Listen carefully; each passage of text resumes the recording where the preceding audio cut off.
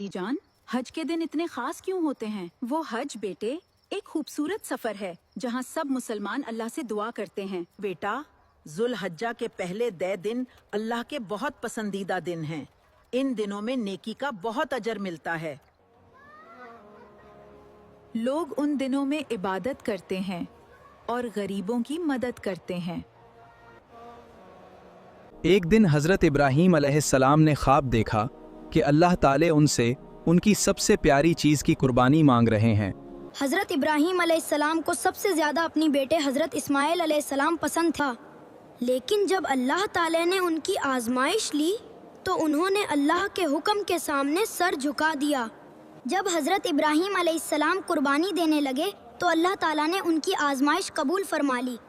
हज़रत इस्माइल अलैहिस्सलाम की जगह जन्नत से एक दुम्बा भेज दिया। हज हमें सिखाता है कि सब इंसान बराबर हैं। दादी जान, वाकई सब एक जैसे लग रहे हैं। माशाअल्लाह। मैं भी अच्छे काम करूँगा। जोगा